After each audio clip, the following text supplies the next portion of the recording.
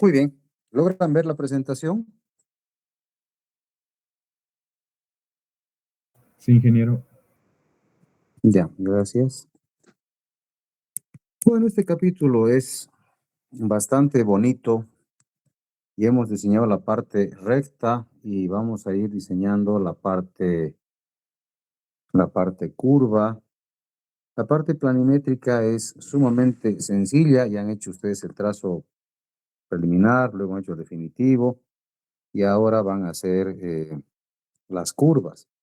Vamos a estar 2 semanitas diseñando curvas en las cuales ustedes van a comenzar a hacer su diseño y van a presentar un plano posteriormente de emplazamiento de curvas, pero tenemos todavía 2 semanas de avance de todas las variedades de curvas que tenemos. ¿Y ahora?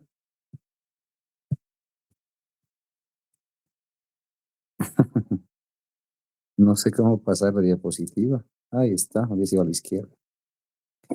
Bueno, el objeto de nuestra diapositiva, de nuestro capítulo, es el de vincular en planta dos alineamientos de rasantes que forman entre sí ángulo horizontal, el ángulo delta, ¿verdad?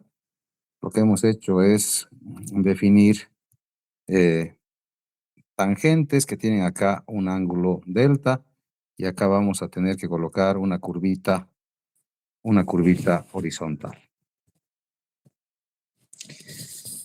Tenemos la clasificación vial en Bolivia, que es bastante convencional, diríamos, en todo el país, en toda Sudamérica, en todo el mundo se maneja clasificación de tipo convencional. Pero he puesto acá la Blanco Galindo de Cochabamba como una vía específica. Quisiéramos que todas las avenidas, si vale, porque esto no era avenida, esto era carretera. Quisiéramos que todas las avenidas de Bolivia cumplan con esta característica. Y en realidad es algo bastante difícil de lograr porque en Bolivia no tenemos planificación vial. Cochabamba tuvo un plan maestro de vialidad y este plan maestro de vialidad se mantuvo por 25 años, pero se lo elaboró el año 1985. Es por eso que se abrió la avenida Ayacucho, es por esto que se ha abierto un poco la Oquendo, es por esto también que se han hecho muchos de los pasos a desnivel, pero el año 2000 prácticamente ha quedado ya obsoleto el plan maestro de vialidad de Cochabamba y tengo entendido que hasta el día de hoy no se ha hecho un nuevo plan maestro de vialidad, simplemente que se les ocurre hacer un distribuidor y lo hacen por criterio técnico nada más. Y eso es terrible. A ver, vamos a hablar un poquitito de esto, que les he dicho que voy a compartir parte de diseño urbano con parte de diseño también de carretera rural. Esto era esta era una carretera que unía dos ciudades, Cochabamba con Quillacollo. Y en este tramo tenemos un concepto que se llama, todo esto de acá se llama derecho de vía. Derecho de vía. El derecho de vía son 50 metros a la izquierda y 50 metros a la derecha del eje. Lo bueno es que las autoridades de ese momento, cuando se han comenzado a construir esta carretera, han hecho respetar esos 50 metros y miren de bonito que ha quedado. Tenemos acá un carril, tenemos acá un segundo carril, tenemos acá un tercer carril, tenemos bermas externas, un pedacito aquí chiquitito de berma interna, tenemos un separador central espectacular, tenemos una ciclovía acá en este sector, ¿verdad? Tenemos una vía interna, esto de aquí es la vía interna, eso para la gente que vive en el lugar. Entonces, esta es una vía absolutamente funcional y así deberían ser todas las avenidas de Cochabamba, de Bolivia, ¿verdad? Ahora se ha convertido en Avenida Blanco Galindo. Así deberían ser todas las avenidas en Bolivia, pero lamentablemente no lo son, ¿verdad? Eh, Vamos a ir viendo adelante muchas cosas cuando hagamos el capítulo de sección transversal, que es un capítulo antes del examen, ¿verdad? Vamos a ver que en Cochabamba, por ejemplo, tenemos sectores como Itocta, creo que ya hemos hablado de esto, siempre hablo de esto, porque es algo que sí me molesta mucho, Itocta, Villa Israel, ¿verdad? El ingreso a estas vías, o a estas ciudadelas, ¿verdad? Tenían que haber dejado estos 100 metros por lo menos. En el peor de los casos, que dejen 50 ya, 25 del eje a cada lado, hubiera ayudado mucho. Actualmente han dejado apenas 6 metros. Comparen, comparen. Eso nos muestra que no hay planificación en Bolivia. 6 metros versus los 100 metros que habían acá. Yo les digo por lo menos 50 metritos para avenidas que entran a ciudadelas principales, ¿verdad? Pero tenemos apenas 6 metros. Tenemos dos vías, una de 3 metros a cada lado. Entonces, he ofrecido siempre a los estudiantes que quieran hacer tesis, pues los ingresos, cómo debían ser a Itocta, a Villa Israel, y pasar esos diseños a la alcaldía en una planificación vial para de aquí a los próximos 50 años. Capaz que algún rato hacen caso y a lo mejor tenemos eh, vías de esa calidad a futuro diseñadas por mis estudiantes, ¿no? Esta es la clasificación funcional para el diseño de carreteras y caminos rurales, ¿verdad? De acuerdo a la norma boliviana. Esto está de acuerdo a la norma boliviana. ¿No ve? ¿Logran ver el zoom? Si hago zoom, Sí, ingeniero. Sí, ingeniero. se ve el zoom. Allá, perfecto. Muy bonito. Gracias.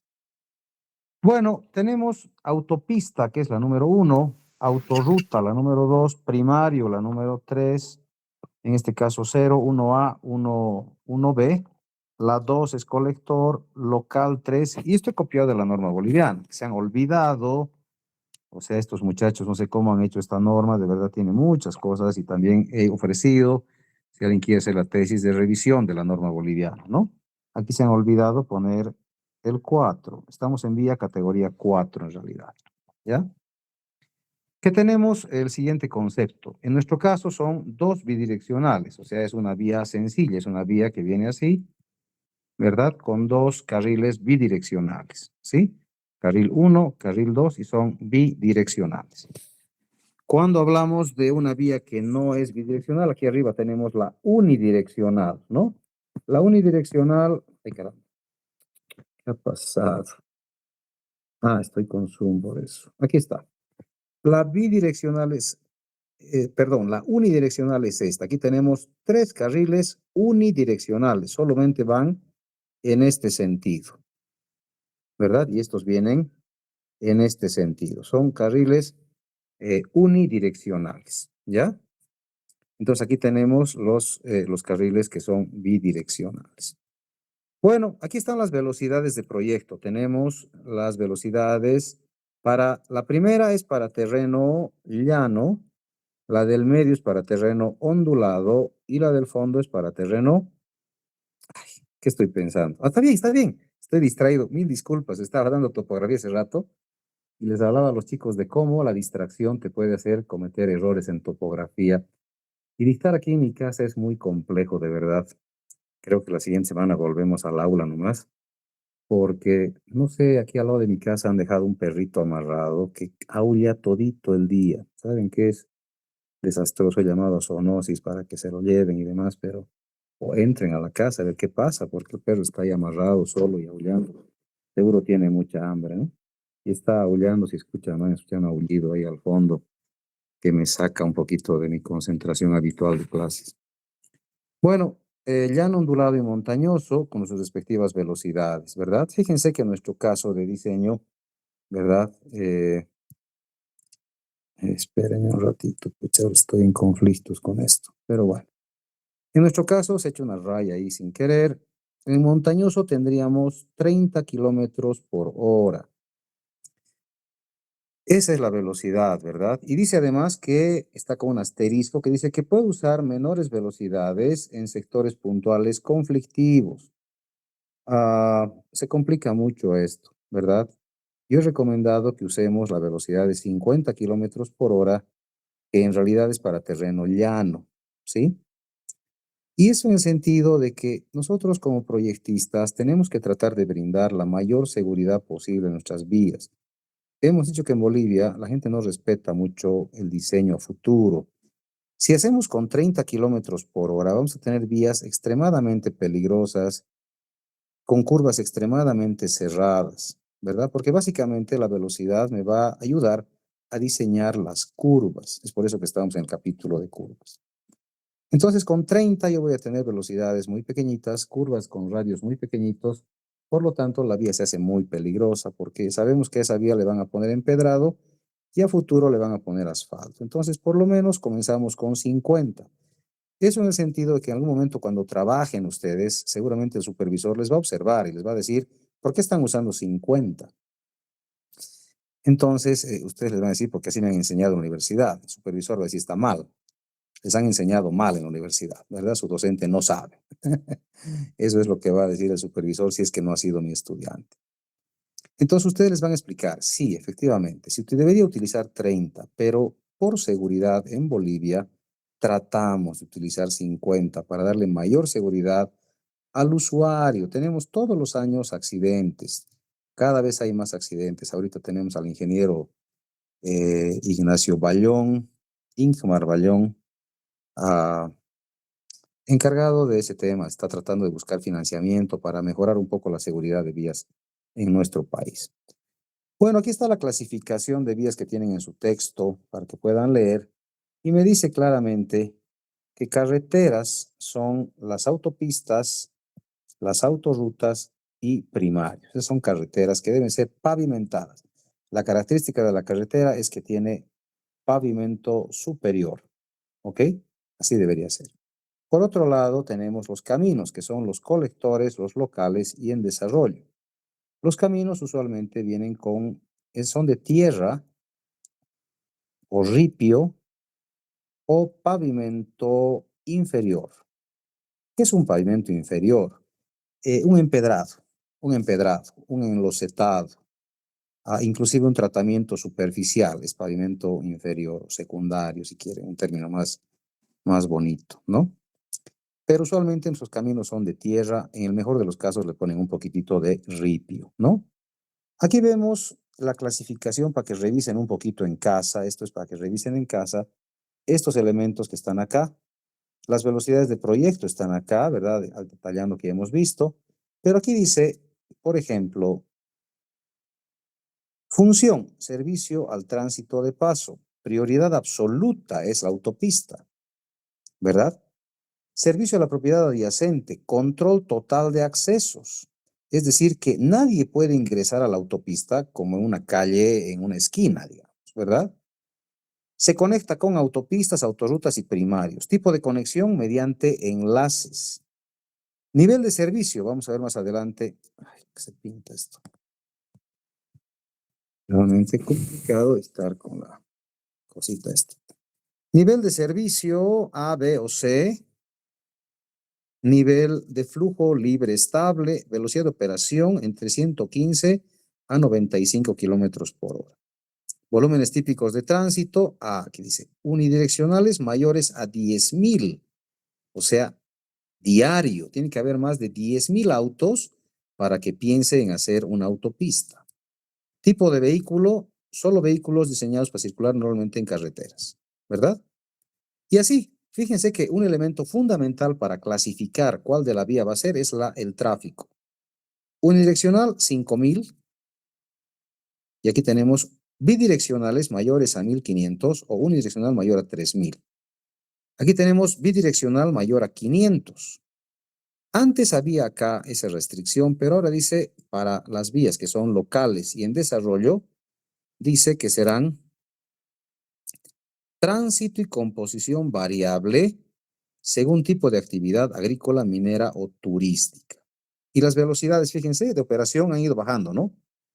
95, 80, 70, 50, 25. Esas son las velocidades de operación que son más o menos reales.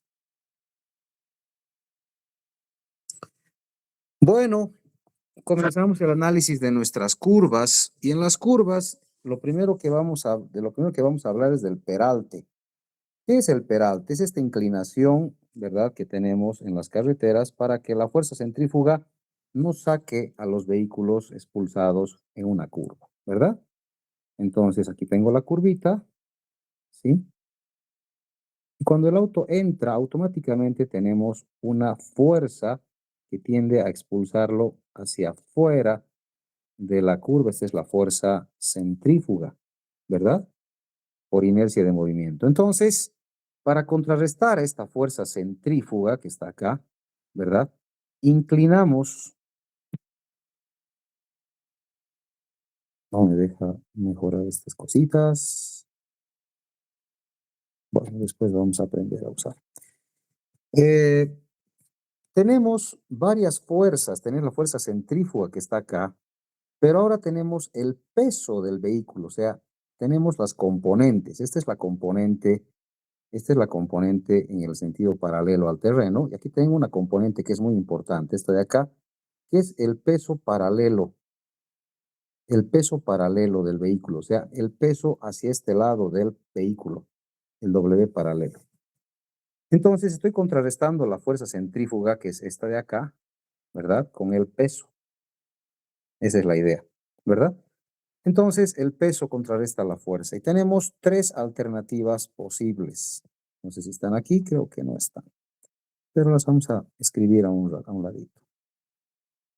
Tenemos alternativa 1, que la fuerza centrífuga sea igual al W paralelo. 2, que la fuerza centrífuga paralela sea mayor a W paralelo.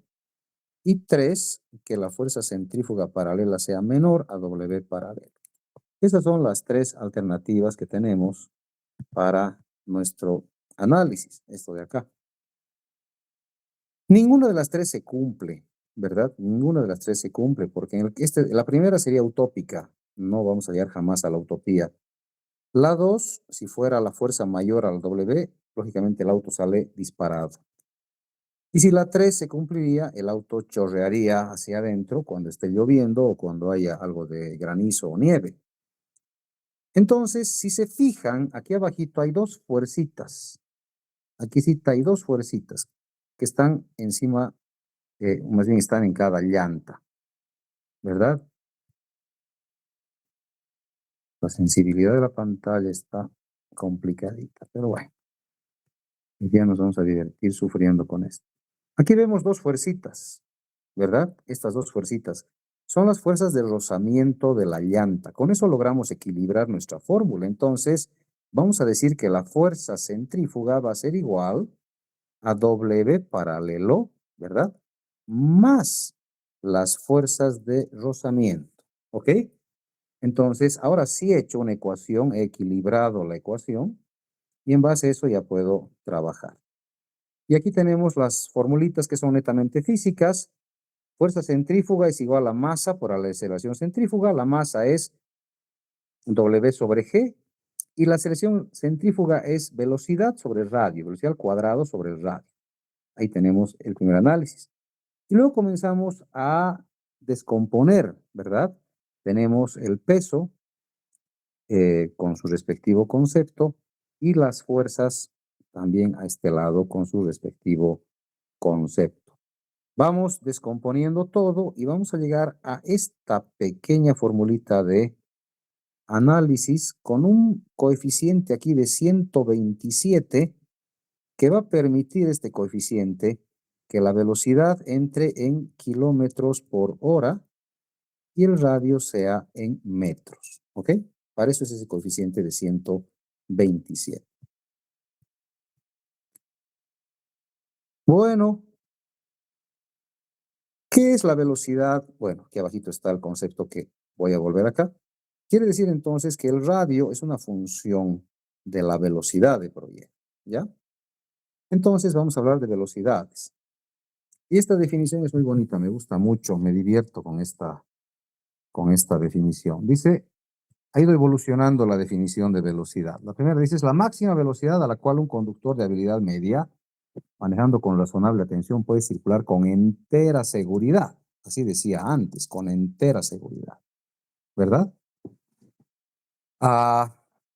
bueno, ha cambiado la definición. El año 94 con la AASHTO dice es la máxima velocidad segura, pero aquí dice todavía velocidad segura, que puede mantenerse sobre una sección específica de camino cuando las condiciones son tan favorables que las características de diseño de la carretera gobiernan. Una definición que parece política, medio extraña, no se logra entender muy bien, pero sigue hablando acá de la seguridad y también ha hablado de la seguridad. Entonces, del año 94 al año 2001 ocurrieron muchos cambios y sobre todo la ASTO estudia bastante y llegó esta definición que ya fue la más utilizada. Decía, es una velocidad seleccionada usada para determinar las varias características de diseño geométrico de la plataforma. Listo, no es más. No podemos nosotros, como técnicos, garantizar la seguridad de nadie. Se ha demostrado que si yo diseño una velocidad de 50 kilómetros por hora, la mayoría de los accidentes se cometen a la velocidad del doble, o sea, una velocidad doble de la que yo he diseñado. Pues la velocidad de operación supera, ¿verdad? En el 100% a la velocidad de proyecto. Y es por eso que tenemos accidentes. Por eso, el 2001, la AASHTO ha definido que nuestra velocidad simplemente es una velocidad seleccionada y depende mucho del conductor, la seguridad de sí mismo. Entonces, esta velocidad rige el diseño de todos los elementos del camino, básicamente, pero en realidad estamos hablando de las curvas de carretera. Bueno, en la materia tenemos investigación, siempre les digo a mis estudiantes que pueden ayudarme, porque siempre el docente también se beneficia con la investigación de sus estudiantes. Es la realidad. Entonces, acá tenemos un análisis de velocidades, por ejemplo, ¿verdad? Donde nos muestra cómo ha ido evolucionando desde el año 1960 hasta el año 1987. Han habido fluctuaciones tanto hacia adentro como hacia afuera. No ha sido una fluctuación netamente en crecimiento, ¿verdad? Entonces, es un poquito antiguo, por eso les pongo esto, porque si alguien puede investigar cómo han variado las velocidades desde los años 80, ahora estamos en el 2025, encontrar cosas más actualizadas, pues nos beneficia absolutamente a todos. Bueno, tenemos este concepto de velocidades. Tenemos dos velocidades acá y dos velocidades acá. Vamos a definir qué son y para qué se utilizan.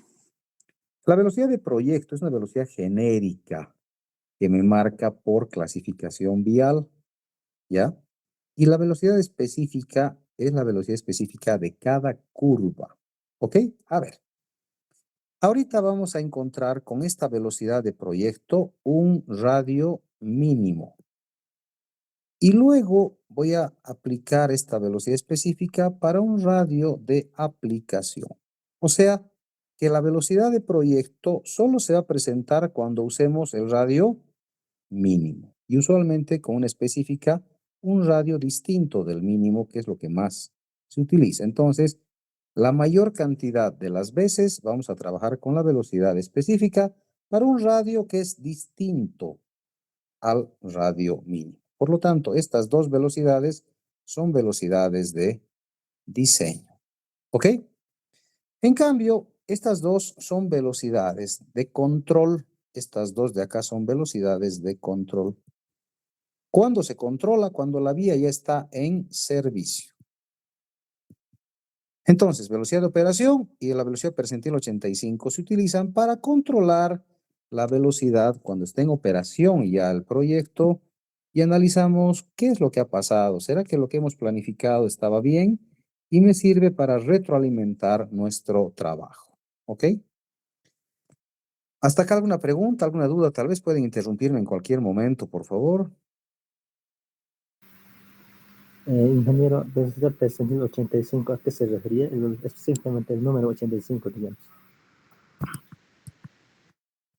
Espérame un cachito. Quería subir volumen al equipo y ha cambiado de diapositiva.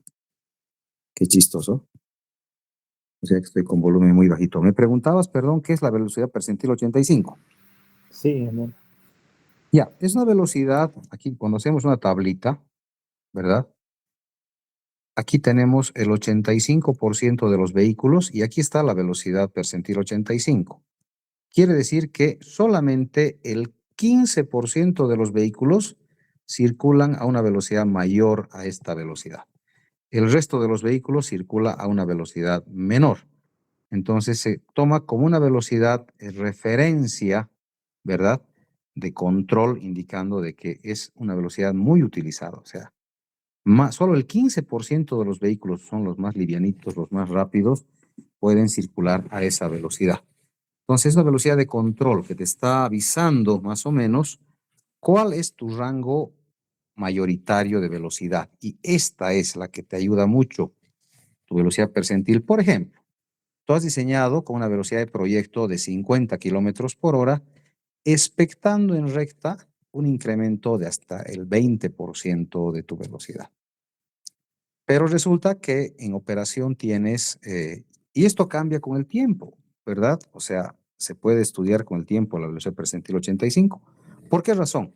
Porque, por ejemplo, has diseñado la vía y en el año 2000 tu velocidad percentil 85 era de 80 kilómetros por hora. ¿Qué ha pasado? Al 2025, tu velocidad percentil 85 está ya, digamos, por decir, ya está en 100 kilómetros por hora. Quiere decir que hay 15% de autos que van por encima de esta velocidad, que es muy fuerte.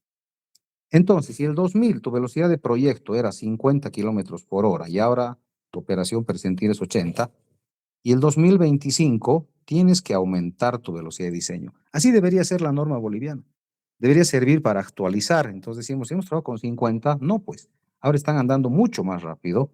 Tenemos que actualizar nuestras vías y cambiar a 70 en proyecto. ¿Me entiendes? Es una velocidad de control nada más para analizar cómo están yendo tus velocidades y qué medidas podrías tomar para mejorar la circulación vehicular.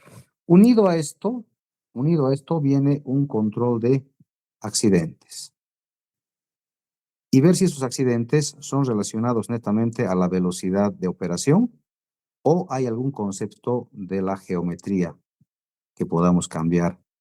Y bueno, ya son cosas un poquito más avanzadas, ¿no? Pero esa es la respuesta a tu pregunta. Bueno, vamos a diseñar una curvita. Aquí tenemos el alineamiento horizontal. Esta es la curvita. Vamos a ver qué tengo aquí. No, no tengo nada. Entonces aquí vamos a diseñar. Vamos a dar una pendiente de entrada de 4% y una pendiente de salida de menos 3%. ¿Ok? Aquí tenemos los significados de los símbolos que vemos acá. Tenemos principio de curva, tenemos principio de tangente, ¿verdad? Donde comienza la curva, donde termina la curva. Tenemos el valor de la tangente, que es la distancia que hay desde el principio de curva hasta el punto de inflexión y luego hasta el punto principio de tangente, ¿verdad? Tenemos acá el valor de la externa, que va desde el centro de la curva hasta el PI, y tenemos la mediana, que va desde el centro de la curva, que está acá, hasta una línea que corta de manera horizontal el PC hasta el PT, ¿ya? Y a esta línea se la denomina cuerda larga. La cuerda larga va desde el PC hasta el PT. Aquí abajo tenemos el radio de la curva. Tenemos acá el ángulo delta, que está dividido en dos, delta medios a cada lado, el origen de la curva. Entonces, una curva muy sencillita, esta es la curva horizontal simple, ¿verdad? Con sus respectivos datos. Bueno, tenemos las pendientes de entrada y salida, entonces, lo primero que vamos a calcular, me van a dictar ustedes van a hacer los cálculos, por favor, van a dictarme el valor de el coeficiente de fricción. Aquí tenemos dos fórmulas que genera mucha confusión en exámenes. Toda la vida me están preguntando en exámenes, ¿cuál de estas dos fórmulas debo utilizar? ¿Y por qué se confunden mis estudiantes? Porque a veces les digo, se va a hacer una carretera con una velocidad de proyecto de 90 kilómetros por hora, ¿verdad? Y con un peralte E igual a 7%. Entonces, mis estudiantes ven aquí 7% y automáticamente quieren usar la fórmula de camino. Lo que manda acá es la velocidad. La que manda acá es la velocidad. En este caso, 90 quiere decir que estoy en una carretera. La velocidad es la que manda. La única velocidad que me podría generar conflicto es si doy 80, porque se repite, tengo 80 kilómetros acá y tengo carreteras igual 80 kilómetros acá. Voy a ser un poquito más específico en exámenes para que no tengan ninguna confusión. En este caso del proyecto que están haciendo ustedes, vamos a utilizar esta velocidad de proyecto, más bien esta fórmula, porque estamos utilizando una velocidad de proyecto igual a 50 kilómetros por hora y un peralte E igual a 7%, que son los tradicionales. Entonces, díctenme por favor cuánto vale el valor de F para esos dos datos para un camino.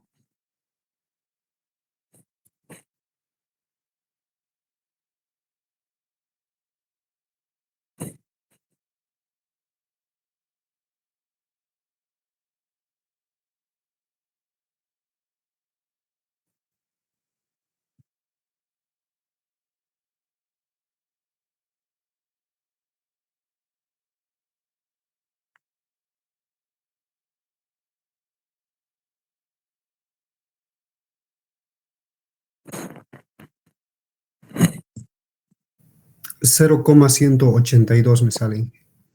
0,182. Perfecto.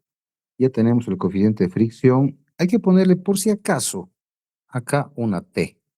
En la fórmula boliviana no tiene nada, solo ha quedado con F. Le pueden ustedes aumentar si quieren una T, ¿ya? Fricción transversal. Porque luego tenemos que utilizar otro coeficiente de fricción más adelante, que es el coeficiente de fricción longitudinal. Entonces, para no confundir, este es el F transversal y luego tenemos otro que es el F longitudinal. Bueno, aquí tenemos que hacer una pequeña pausa. A ver, vamos a calcular el radio mínimo, por favor. Díganme cuánto vale el radio mínimo. Y voy a explicarles ahorita cómo se elige el radio.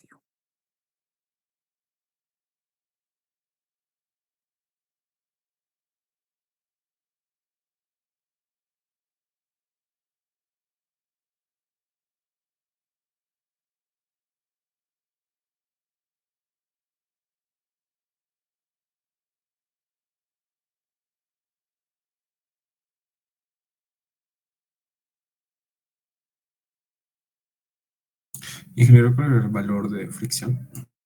0,182.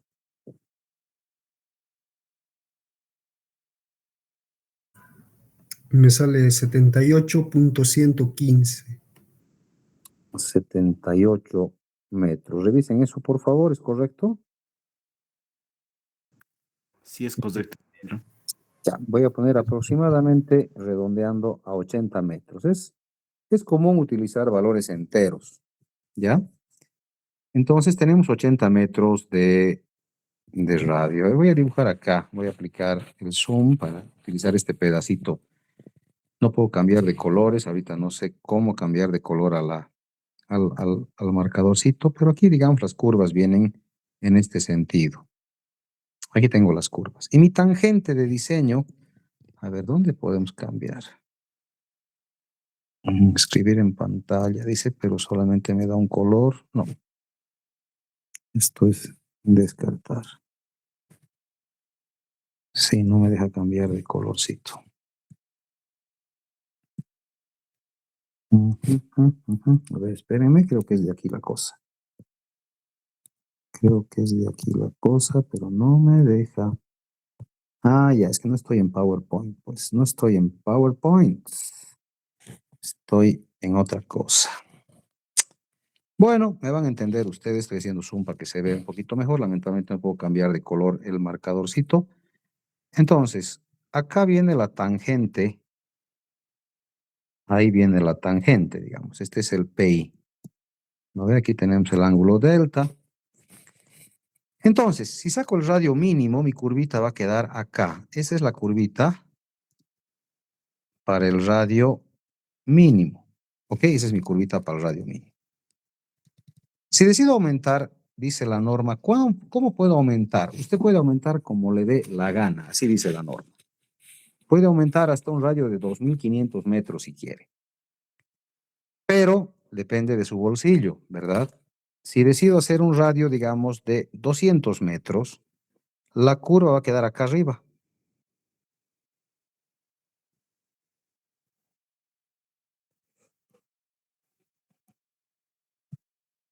Radio 200 metros, ¿está ahí? ¿Ok? Y si quisiera un radio más grande todavía, el radio de 400 metros podría ser una curva acá. Este radio es un radio para 400 metros. ¿Ok? Entonces aquí tengo un radio de 80, aquí tengo un radio de 200 y aquí tengo un radio de 400 metros. Los tres se pueden construir, pero depende cuánta plata tengamos. Fíjense que acá tengo curvas de nivel. Entonces el radio mínimo no hay casi nada de corte. Con el radio de 200 ya paso por una curva de nivel, entonces tengo 20 metros ya más o menos de corte.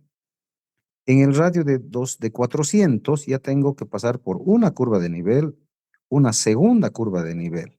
Entonces ya tengo aquí una diferencia de 20 metros, con esta de acá tengo 40 metros de diferencia. Entonces entre esta curva y acá tengo 40 metros de desnivel. Entonces el corte es realmente monumental. ¿Se puede hacer? Por supuesto que se puede. Hay cortes muy grandes y eso vamos a ver en otras gráficas, ¿verdad? Entonces depende cuánta plata puedo tener, esa es la realidad. Para hacer curvas de mayor radio, mientras mayor el radio, mayor la platita que vamos a necesitar. Y eso también se va a ver en campo, lógicamente. Les he dicho que el proyectista no solamente puede cambiar el diseño, sino que debe cambiar el diseño, ¿no? El que construye, lógicamente. Entonces, cuando estamos en campo ya trabajando y vemos los planos y vemos que se puede mejorar una curvita, le podemos aumentar el radio sin ningún temor, ¿verdad? Lo importante es que el precio de la obra no suba demasiado. Hay obras que pueden subir hasta el 10%, tenemos un 10% de margen de subida, pero hay obras que son con plazo, ay, perdón, con presupuesto fijo, es decir, que no puedo cambiar ni un centavo, ¿verdad? Entonces, tenemos que adecuar un poquito los ítems, movimiento de tierras, eh, a veces falta platita, siempre falta platita en los proyectos, y es por eso que no puedo aventurarme a cambiar los radios de manera muy grosera, ¿no? Es por eso que el diseño habría que hacerlo de la mejor manera posible, tratando de mantener mucha seguridad, de tal manera que el constructor no se vea en aprietos a la hora de tener que hacer este tipo de cambio. Entonces, repito, no hay una norma específica para escoger radios. Hay que ver cuánta platita tenemos, cuántas curvas cortamos, cuánto corte hay que hacer. Se puede sacar el presupuesto y vemos si conviene o no conviene. Bueno, basado en eso, yo voy a decir acá, por ejemplo, como resumen, el radio mínimo era de 80 metros. Voy a utilizar un radio de aplicación igual a 100 metros. ¿Ok? Bueno, con ese radio me van a ir calculando, por favor. Vamos a poner de datos adicional, que nos faltaba un dato adicional, que es el valor de delta. Vamos a poner 60 grados, que sea un número enterito fácil de verificar para que sea fácil de entender. Y vamos a poner que la progresiva del PI va a ser 1 más 237. Pues con esos datos ya nos vamos a dar unos 5 minutitos para que calculen todos los valores que están en la diapositiva y me los vayan dictando, por favor. ¿Ya?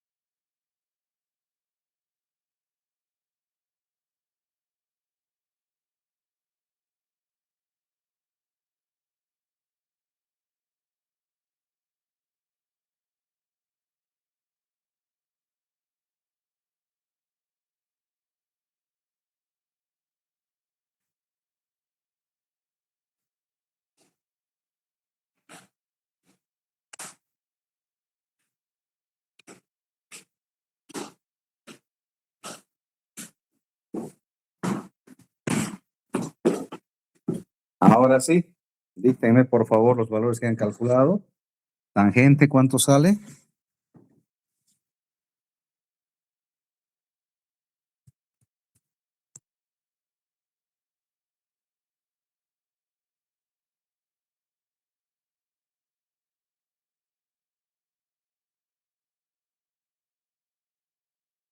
¿Nadie ha calculado? 57,735. ¿Cuánto? 57,735. 57,735 metros, ¿sí? Mediana, 13,40. ya. Longitud de curva, 104,72. muy bien. La cuerda larga, 100. 100, ¿ya? La externa, 15,47. ¿cuánto? 15,47. 15,47, ¿ya? La progresiva del PC 180,265. es 1 más ¿cuánto? 180 punto.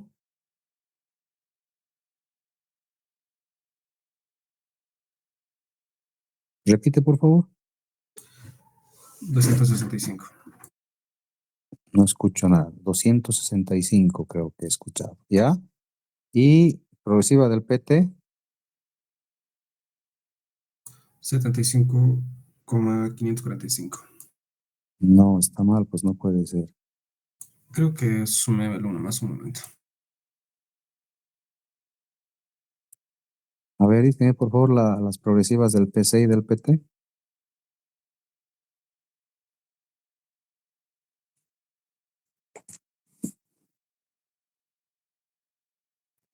A mí la progresiva del PC me sale 1 más 172,27. 172,27, ¿ya? Y la segunda, 1 más 276,99. .99. Gracias. Bueno, ahí tenemos los datos obtenidos. La única fórmula que no hemos utilizado todavía es esta de acá, la que está arriba, de corrección de peralte. Esa fórmula hay que tener mucho cuidado para utilizar porque ocasiona muchos problemas y ha ocasionado tal vez algunos accidentes. Esa fórmula la he descubierto sin querer, o sea, he descubierto el mal uso de esta fórmula sin querer. El destino ha querido que me entere. Cuando ya estaba de docente aquí en la universidad, hice un proyecto para la cooperación alemana, para la GTZ, que era colocación de alcantarillas en el tramo Epizana-Totora. Todo ese tramo era de tierra, luego empedrado, y se decidió poner pavimento. Pero antes del pavimento decidieron mejorar todas las obras de alcantarillas. Entonces hicimos el proyecto, yo hice un tramo de alcantarillas, pero toda la vida que íbamos era camino empedrado, era feo, había que entrar con mucho cuidado. Terminamos las alcantarillas, las revisaron, las aprobaron y al final tenía que hacer la recepción definitiva después de 3 meses de haberse entregado de manera provisional. El día de entrega de obra estaba pasando clases acá, topografía, San Simón, y teníamos el equipo topográfico y estaba con mi auxiliar, que ahora es el ingeniero Laureán Flores Cabezas, y teníamos que hacer la entrega definitiva de obras en Epizana, bueno, en Totora era la reunión, y le digo, Laureán, pasamos clases y nos vamos, ¿me acompañas a Totora? Le dije, vámonos, vámonos. Y nos fuimos a Totora. Entonces, ya estaba pavimentado, entonces yo le metí nomás fuerte con la camioneta, y llegando a la primera curva había una visibilidad, pero tremenda visibilidad, una curva con un radio de 400 metros por lo menos. Después descubrimos que era de 450 o 475. Entramos a la curva a una velocidad de 80 kilómetros por hora y la curva comenzó a botarnos fuera, ¿verdad? Comenzó a botarnos fuera. Me asusté lógicamente, pero dije, qué raro que una curva con un radio tan grande te bote, ¿no? Entramos a otra curva más adelante y de igual forma nos quiso botar la curvita, entonces me anoté las progresivas, bueno, o más o menos dónde estaban, y cuando llegué a Totora estaban ya los ingenieros esperando para la recepción definitiva de todas las obras de alcantarillas y era la provisional del pavimento. Habíamos dado la vaquita a todos los empresarios para preparar comidita, como siempre se hace en todas las recepciones. Es tradición en Bolivia invitar comida y bebida en las recepciones, tanto provisional como definitiva. Entonces hicimos la recepción y ahí le hablo al ingeniero Limber Illanes, que era en ese momento subdirector de caminos de la ABC, y le dije, hay dos curvas que están muy mal construidas, no sé qué ha pasado. Le digo, entraba a 80 y casi me salgo. Ya me dice, a ver, revísalas y lo vemos, ¿no? Como estaba con mi equipo topográfico en el auto, paramos un ratito con Laurian y quisimos verificar el peralte. Verificamos el peralte y estaba mal. Estaba mal, tenía 2% de peralte, jóvenes, 2% de peralte. Entonces me fui al día siguiente a visitarlo al Invert y le digo, oye viejo, aquí está el resultado de los levantamientos que hemos hecho en las curvitas. Está mal construido, le dije, porque el peralte de 7% han bajado a 2%. Está mal. Entonces Limber ya me dice, revisó eso y me llamó igual al día siguiente y me dice, te cuento que está bien, me dice, porque han aplicado la fórmula que recomienda la norma, que es esta de acá, que es para corrección de peraltes, ¿verdad? Entonces ustedes me van a ayudar ahorita, a ver, vamos a aplicar esto, vamos a hacer la resolución para que entiendan qué es lo que pasó en esa curvita. Vamos a reemplazar en radio mínimo el radio que hemos sacado aquí de 80 metritos. En radio mínimo vamos a poner 80 metritos al cuadrado acá. Y en aplicación vamos a poner acá 450. Y aquí 450 al cuadrado, que es el radio de aplicación. Y me van a dictar cuánto sale el peralte, por favor. A ver, aquí abajito voy a poner el peralte corregido, cuánto ha salido. ¿Ya? Díctenme, por favor.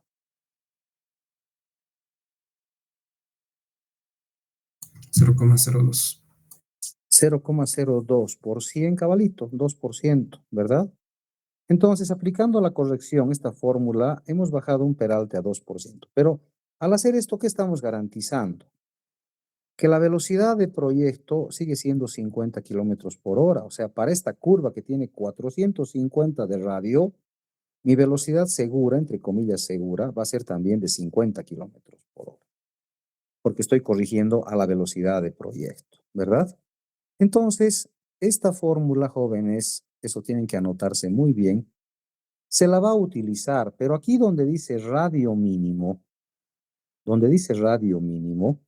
van a sacar un radio, si te voy a poner, para una velocidad de proyecto de 80 por lo menos, o si quieren, si es una carretera de alta velocidad, para 100 kilómetros por hora.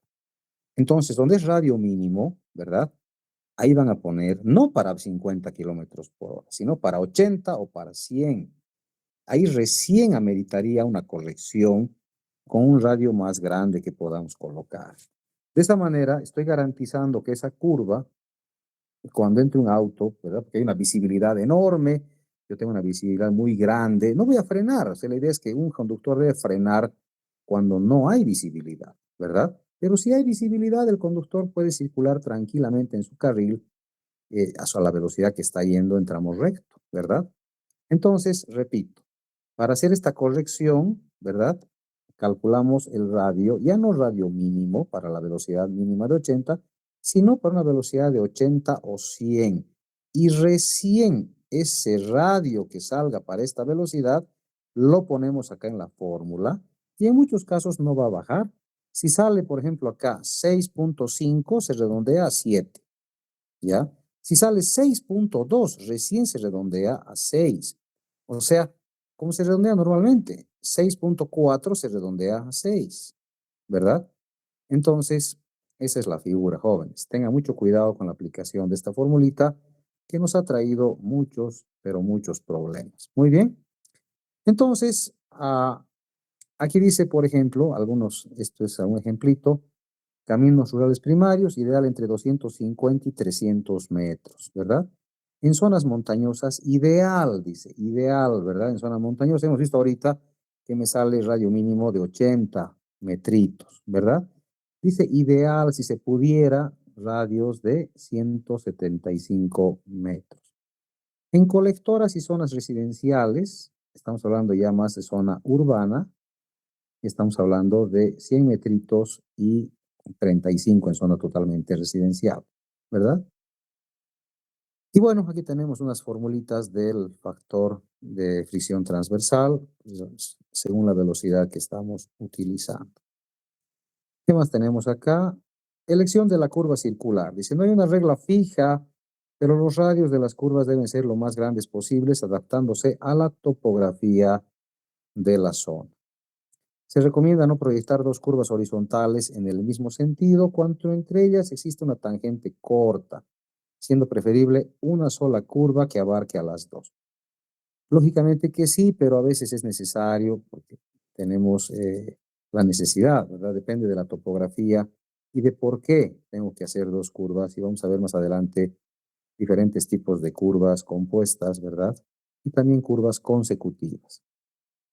Cuando se pasa de una zona a otra con diferente velocidad específica, el cambio debe ser gradual. Por ejemplo, no es recomendable, dice, una curva cerrada al final de un tramo largo recto. Claro, yo estoy yendo a toda velocidad en un tramo recto a 100 kilómetros por hora y de repente aparece una curva de 30 kilómetros por hora. Entonces eso no es correcto, ¿verdad?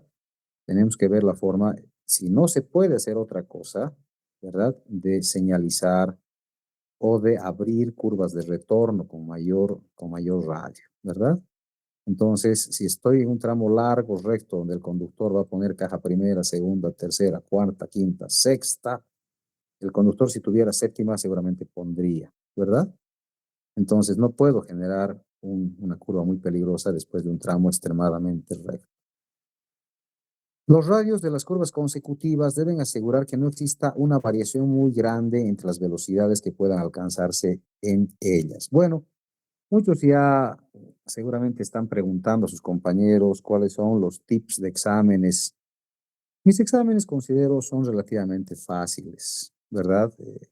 Los modelos de exámenes son muy parecidos, pero piden lógicamente un poquitito de análisis. Creo que en clases es donde damos los tips. Lamentablemente muchas personas, y más aún aquellas que están repitiendo la materia, no asisten a clases, ¿no?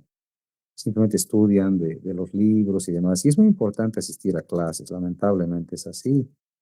Todos nos hemos aplazado alguna vez, ¿verdad? Y creo que muy pocos estudiantes son aquellos que han pasado sin aplazarse, ¿verdad? Yo también he reprobado materias en la universidad y uno se enoja, es cierto, a nadie le gusta repetir la materia. Es feo, es triste, desmoraliza en muchos casos, pero bueno, ni modo, hay que meterle, ¿verdad? Yo reprobé cálculo 2 y me molesté en parte con el docente, como si él fuera el que me hubiera aplazado, ¿no? Es mi colega ahora el docente y charlo con él a veces y pues no, él nunca ha tenido nada contra mí, yo doy mal mi examen y pues me aplacé. Estaba repitiendo la materia y dejé de asistir, que es lo peor que puedes hacer, ¿verdad? Fui a dar mis siguientes exámenes y volví a reprobar la materia. Entonces, fui a la tercera vez y ahí sí volví a asistir, que era lo que debía hacer al principio. Me senté en la primera fila a mirar todo lo que hacía el docente. No había otra, o sea, eso tenemos que hacer para aprobar tristemente. ¿Por qué les digo esto? Porque en esta parte yo trato de que todas las curvas consecutivas tengan la misma velocidad de diseño. Y ese es un tip de examen que lo doy en clases. Y tengo estudiantes que no lo cumplen, ¿verdad? Y es porque no vienen pues a las clases, no asisten a las clases, ¿verdad? Y lo voy avisando siempre. Cuando hagamos peraltes vamos a volver a hablar de lo mismo, que la velocidad tratamos de que sea la misma si es posible, ¿no? Si no se puede que sea la misma, si no puede ser la misma, tratamos de que sea muy parecida, o sea, no paso de 80 a 30, ¿verdad? De 80 pasamos a 100, ¿verdad? Más o menos. Sí, de 60 pasamos a 80, entonces tratamos de que la velocidad sea relativamente parecida, ¿ya? Solo se usarán radios mínimos cuando su uso sea estrictamente obligatorio según la topografía y las condiciones de operación, ¿verdad? Cuando no hay otra opción, no solamente el mínimo, sino hay menores al mínimo. Si me ha salido un radio mínimo de 80, vamos a tener el radio mínimo absoluto. El mínimo absoluto es de 30, ¿verdad? O sea, imagínense un radio de 30, es una curva hiper cerrada, que tal vez un camión muy grande ya no puede dar esa curva. Entonces tenemos que ver si el camión puede dar esa curva y dependiendo de cuál es mi vehículo de diseño. Si mi vehículo de diseño es un camión semirremolque, jamás va a poder dar esta curva. Esta curva es casi como una calle aquí en la ciudad. Entonces, no va a poder dar. Entonces, tenemos que ampliar para que los camiones de diseño puedan circular por esa vía. Bueno, se les va a ir dando todos los tips a medida que vayamos avanzando, ¿verdad? Cuando hagamos sección transversal, igual vamos a hablar de lo mismo y vamos a ir aclarando algunos temas adicionales. Bueno, posteriormente tenemos el replanteo por deflexiones. Esto van a trabajar el día jueves con sus auxiliares. Ya, voy a dar para que los auxiliares hagan método de flexiones. Les expliquen también si hay otra forma también de replantear. ¿Ok? ¿Alguna pregunta, alguna duda? Ingeniero, yo tengo una duda. En ese ejercicio que hemos hablado, me ha salido otro dato de las progresivas. Otra vez, por favor, ¿en qué parte? En esa, en la progresiva PC y en la progresiva PT.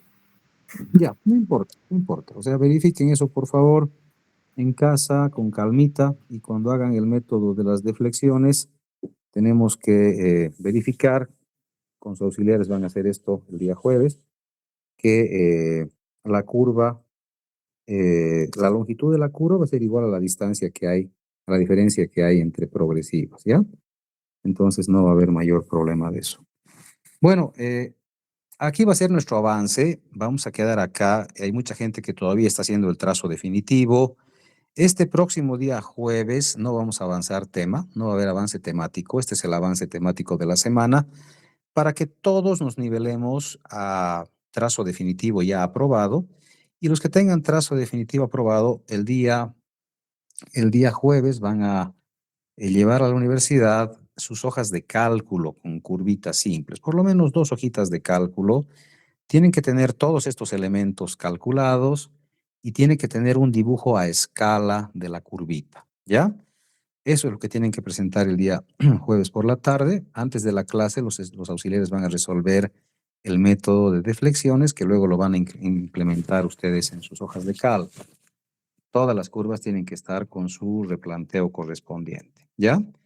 Entonces, repito, el día jueves, los que no tienen aprobado su trazo definitivo lo van a poder presentar y los que ya lo tienen aprobado solamente van a llevar sus hojas de cálculo, ¿ya? Para ver que estén avanzando bien y no tengan ninguna observación cuando haya la revisión ya de las curvitas horizontales. Eso sería. ¿Una pregunta adicional? Jueves en la mañana, entonces no hay clase, no, Inge. Jueves en la mañana no hay avance, no hay nada. Directamente jueves en la tarde, en aula presencial, lógicamente, lo que hemos indicado. Ya, gracias, ingeniero.